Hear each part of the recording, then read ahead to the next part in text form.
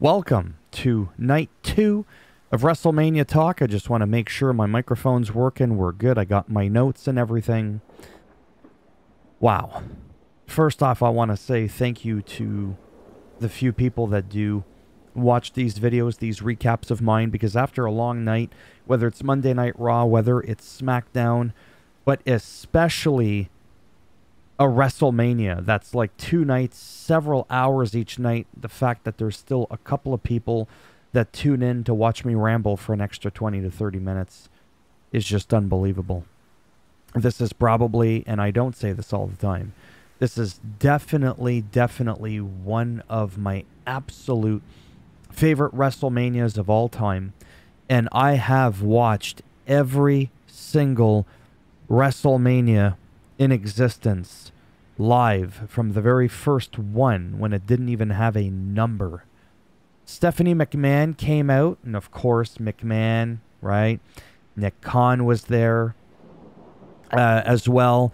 We didn't see Vince McMahon for obvious reasons, but with Stephanie I wasn't too sure if we were going to see her, but we did.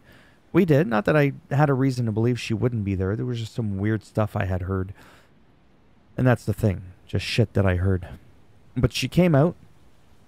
And I think what made this special too was this is the first WrestleMania that is under the Paul Triple H Levesque era. And I think that kind of showed, because to talk about McMahon really quick, he is incredible at booking. He's the reason behind so many amazing things. But in recent memory, in recent years, it feels like he's been out of touch, almost as if he's lost his touch. Drew McIntyre and Seth Rollins. This ended up being the way I thought it was going to end. Not necessarily the way I wanted it to, but I'm very happy. We had CM Punk on commentary. Drew was Claymore kicking Seth, and Seth was just asking for more. He got put down, but then Drew taunted CM Punk, didn't he, at the end? And CM Punk took his ass out.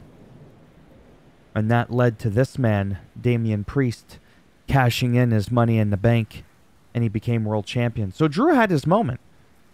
Drew was able to win a championship in front of a live crowd. It didn't last very long. So for the second time in WrestleMania history, the first being Seth with the heist of the century, this happens. And I'm happy. I'm not too sure how that's going to work out with Damian Priest, because he was tag teams for so long with Finn, but they lost him, as we know. What's the next chapter? Is Finn Balor going to get jealous? Because remember, there was that dissension for a while there. There was that thing where it was like, hey, what about, right? They were teasing that a lot. So I think something's going to get stirred up there. Rumor has it that Seth Rollins and Becky Lynch are going to be on a bit of a hiatus. They're going to take some time off. They're going to recoup. I don't know if we're going to see them on Raw tonight. If we're going to see them just in general in the next few weeks. I have a feeling we might. But I think they kind of might just relax for a little bit. And something in my eye, again, happens all the time. And I think we're definitely going to see some sort of Drew versus Damian Priest. I mean, it would only be fair for him to be able to get a rematch. Same thing goes for Seth if he even asks for one right now. But I mean, all in all, this match I liked, but it was a little bit dominant, which is not a bad thing, from Drew's side. I was very happy for him, but then naturally, you know, from a scripted perspective, he knew that it was coming. And for him to still be able to show the emotions, like, oh my God, look at this. But maybe he was crying because he's like, fuck, I'm going to lose that belt now in a minute. Seth Rollins, wow, visibly shaken, wasn't he? Right at the end there, pointing at Drew like, wow, you really did it. You did it. There was no cheating. There was no bullshit. He did it on his own. And wow, that looked really authentic, because I think he was proud for Drew, because Drew did deserve that moment. It just kind of like Zack Ryder some years back won the Intercontinental Championship. His dad came in the ring and he more than deserved that belt. But within less than 24 hours, it was gone. It was taken away from him. So now Drew, or Zack Ryder, a.k.a. Matt Cardona, Chelsea Green's real-life husband, can look and say, you know what, it wasn't personal, giving him the belt and then just taking it away from him the next day because he didn't even get to leave the ring with it, for Christ's sakes. So yeah, that was something else. There's definitely going to be some shit going down with CM Punk when he comes back with Drew, because now that's just going to add fuel to the fire. So from a storyline perspective, this was genius. It absolutely, because, oh my God, CM Punk cost him, right? Drew cost Punk being able to even go to Mania, and now Punk at Mania robbed his moment. Oh, it's, from a scripted perspective, it is abso-freaking-lute gold. And, yeah, I can't wait. Hold on a second. My phone was getting beeped a lot, and it's not like I'm popular, so I was like, is it important? Not important. It's about the goddamn solar eclipse. Whatever. So that's that. That is that. Let's go on to the next match. Very proud, and I'm not biased because he follows me and chit-chats with me a little bit here and there on Twitter. Karrion Kross, Scarlett, AOP, Paul Ellering. This was AOP's and Karrion Kross's WrestleMania debut. It didn't end the way they wanted, but they were very grateful and thankful to be there. They did lose to the Pride. Not the LGBTQ Pride. I'm allowed to at least make that subtle joke, am I not? Come on now. That was not malicious. Because in this day and age, when you hear Pride, you think generally of rainbows and LGBTQ. HDTV, LED, okay?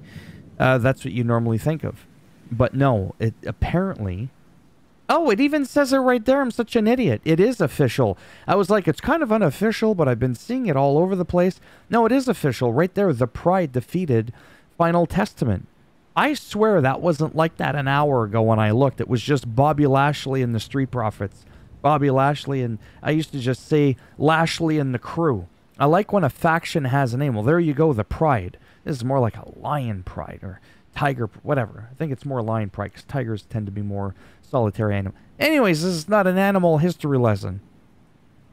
This was fun. This was fun. Snoop D-O-double-G came down on commentary.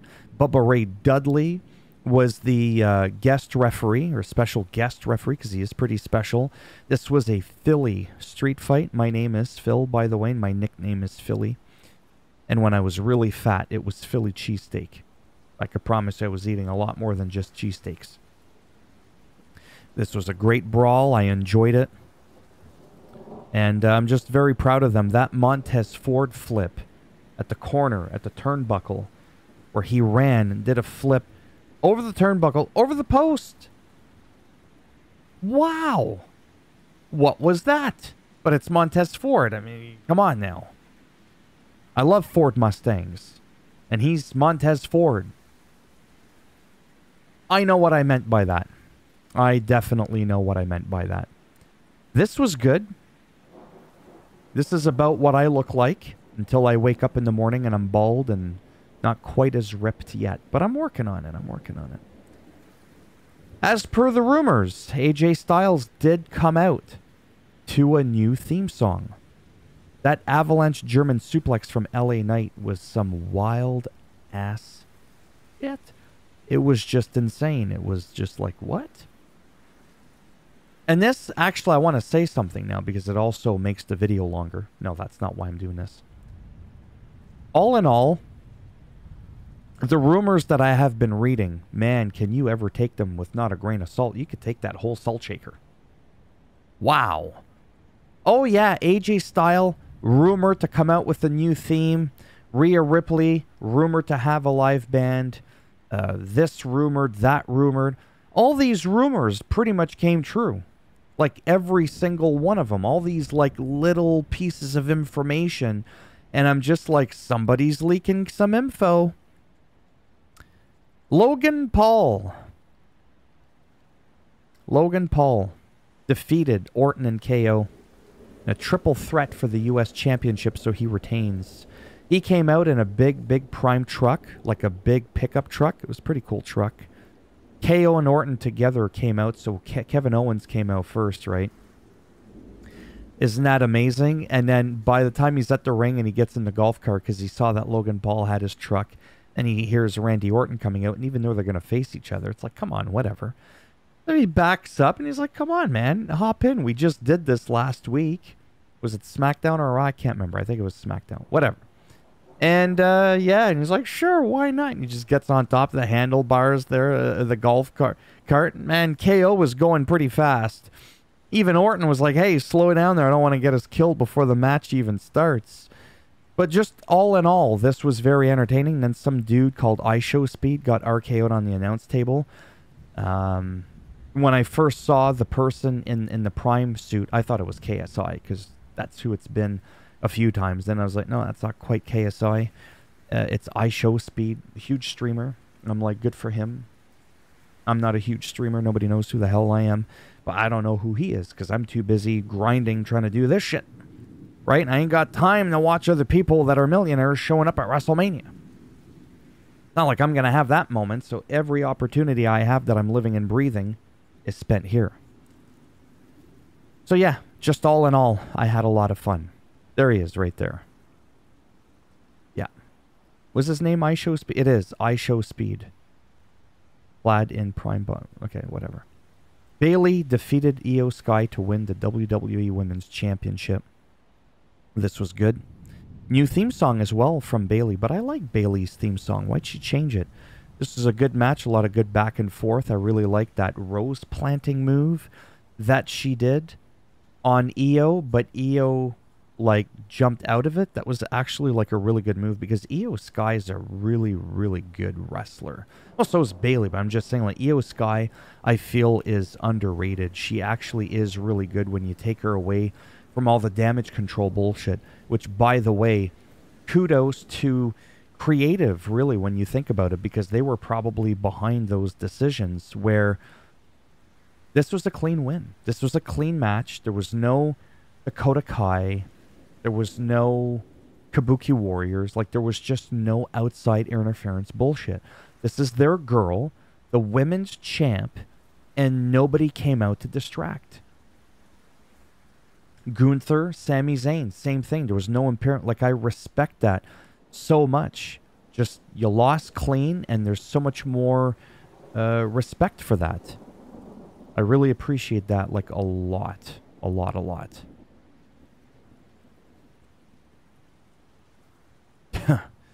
I mean, what can be said about this? I mean, oh yeah, now we're going back to Saturday. This is yes, it says Sunday, but anyways, just wow, just wow. One of the greatest main events of all time across all promotions, all generations. This was definite. Like, of every single pay-per-view, premium live event, whatever the hell you want to call them. I don't care if it's WWF, the Worldwide Wrestling Federation. I don't care if it's World Wrestling Federation. How did I have to think about that one? It had one less letter to think about. I don't care if it's WCW, AEW, ECW, New Japan Pro. I don't care what the promotion is, what the era is. I don't care if it's Bruno Sammartino era or the Renaissance era now. This has to be one of the top 10, if not top 5, if not top 3, if not the greatest main event experience ever. Just ever. It was just unbelievable. Like, what the hell happened there? Cody, new beginner theme that played before his main music, which I really liked. He came out with like that Triple H, like White Skull, gave it to his wife. And very cinema-like, I wrote here. The music was something from like a movie. It had that, it was Hollywood-ish type touch. It was over a half-hour match. Cody Rhodes wrestled well, way over an hour in less than 24 hours, right? And it was just awesome. 13-16, 1-3-16. Get it? I have to do this now. You know, Austin 316 says I just whipped your ass when he beat Jake the Snake Roberts at King of the Ring 96, 97, give or take a year. And it just said, Austin's 316 says, I just whipped your ass. Right? Because he used to go on about Jake the Snake Roberts, your Bible thumping and all this. You talk about your John 316. Well, Austin, just in case you didn't know. And then there was like Gunther 111 because he was in the Royal Rumble event for an hour and 11 minutes a couple of years ago. And now you have what I call Cody 1316 says, I just ended your reign. Haha. Like, I don't know. Because a little bit of a coincidence. There's a 316 in there, but there's a 1 before it. So it's a 1316. That's how long he beat Hulk Hogan's 8th. Or not 8th. Having just 8 main event at WrestleManias. Hulk Hogan had 8. Roman Reigns now had 9. He tied that last night, like the first night on Saturday night. But on Sunday night, he beat that. In that department, he beat Hulk Hogan. He only defended his title. I wrote this down because it's important. I might make a separate video on this again. But CM Punk defended, during his 434-day reign, a total of 149 times. 14 of those times were done in just the first fucking month alone. Roman Reigns, in 3.5 years, only defended it 31 times. Right? So, take that as you will. Jimmy came out. Then Jay came out. Then Solo came out. Then John Cena came out. The Rock came out. Shield Seth Rollins came out. The Undertaker came out. And then it ended with Cody winning. And at the very, very end, if you look at that angle on the replay, and it's not Cody Rhodes' weight on his face, you can actually see Roman Reigns smiling. You really, really can see. He's happy for him. Roman's leukemia is still in remission. He's probably... Yeah, I mean, he's tired. He's tired. He's had 31, right? Not that many matches, but he still has to be on there. I don't know if he's going to take a bit of time off. I have no idea. But with Paul Heyman in the Hall of Fame, does that mean he's retiring? But then he said he wasn't. It is usually a little bit suspicious. You have Rey Mysterio, but that's also not like a full-time thing, even though it looks like he is back full-time. It's like part-time, full-time. Whatever you want to call it. Anyways, LA Knight came out. Randy Orton. Randy Orton and Cody Rhodes have a huge history together. Don't forget legacy. Kevin Owens was instrumental, as was Sami Zayn, in Cody Rhodes' success, learning stuff from them. And then he said if it wasn't for Bruce Pritchard and also Triple H, he wouldn't be back in WWE, so he brought them out to thank them, which was very, very nice. He also went to hug Michael Cole.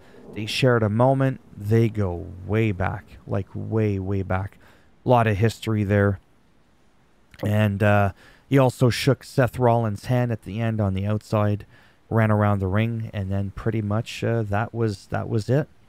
And then there was the post-conference, which is on WWE's YouTube channel right here. A full 17 minutes of Cody Rhodes just answering some questions at the press conference. And I think it was just a nice little interview. It was emotional. And that watch that he's wearing, I think it's a real Rolex. Nick Khan, Triple H. Oh, because he had a moment, a hug Nick Khan at the end. I say Nick Khan like, ooh, like it's a big deal, because don't forget with that whole Brock Lesnar thing, and Paul Heyman was able to say Brock Lesnar's name, so I guess it's not that taboo to talk about. But Nick Khan's name had been brought up. Not that he was like behind or knew of the things that were going on with Vince, but his name was dropped. And when I read a couple of articles, it wasn't exactly in the best of light. There was some insinuations potentially of some stuff. I guess that's just what it was. So I have to admit, I was a bit like, oh, that's Nick Khan. And yes, I'm one of those people that despite the same kind of venture in the wrestling world and having the same last name, Nick Khan and Tony Khan are nowhere near anywhere related. However, Nick Khan has met Tony Khan's father. Or it's the other way around. I don't know. But there's, okay. They've never met. They don't know each other. I just thought I'd mention that because it's kind of interesting. Yeah, this was... Oh, so the watch. I'm sorry. Nick Khan and Triple... This is what happens when you have ADHD, OCD, and a bunch of other weird stuff going on up there or not going on up there. That was sentimental to him because... True story. Dusty Rhodes pawned his watch so that he could pay for Cody Rhodes' acting school. So the wrestling business put a lot of money into Cody, invested a lot of money in him. And they somehow tracked the watch down. And they gave it to him as a gift. They gifted it to him. So that's pretty neat. I'm going to remove that just because it kind of looks funny, my mouse cursor. I have that on purpose. It's always spinning just because it's animated, and I like things that are blingy and animated. Now I'm tempted to get that, continue the story. I've never bought a wrestling shirt in my life. Well, not from the WWE shop. I've found a few at some thrift stores and stuff like that over the years, but not like from the WWE shop. Well, because with shipping, you're looking at almost like $75 Canadian for a fucking t-shirt. I went to Winners. I picked up this shirt for $5. I could buy a whole wardrobe. You know what I mean? I've bought some nice George branded shirts from Walmart for $5 Canadian. That's like 50 cents American. You want me to spend 70, right? It's expensive. So yeah, then I'd be afraid to wash them. I'd have to wash it inside out and cold wash on its own, and then I'd have to hang dry it. Otherwise, I'd lose my shit spending that much money on a goddamn shirt. And then I was looking for the title belts just to kind of see, should I treat myself at some point to buy one of the belts? Because I'm a champion in my own right for different reasons, just bullshit that I've been through. And I'm sure a lot of us are champions too, things that we've battled and overcome, the odds and whatnot. Because I've got a few, I just not headbutt, chin butted my microphone.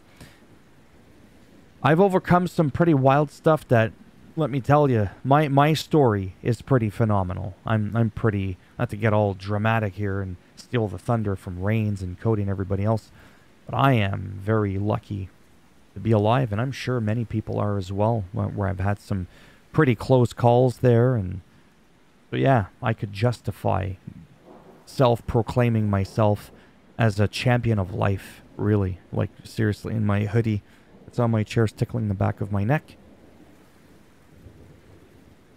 And it's driving me crazy. Yeah, I'm just like, wow. This was... Like, I mean... Yeah. This was incredible. Like, both nights, the whole show as a whole. If I was forced to be like, come on, man, dunk on something from a booking perspective, what's one thing that you weren't exactly 100% on? And it would have been the Logan Paul match. If I was forced. That doesn't mean I'm displeased or unhappy. But I have to admit, that thing where people were like, oh, it's not going to happen. Kevin Owens and Sami Zayn. Sami Zayn's not beating Gunther. And then they're not going to clash titles together and become champions. But came close. It really did. Anyways, that's enough for me. How much chatting did I do on this one? Really?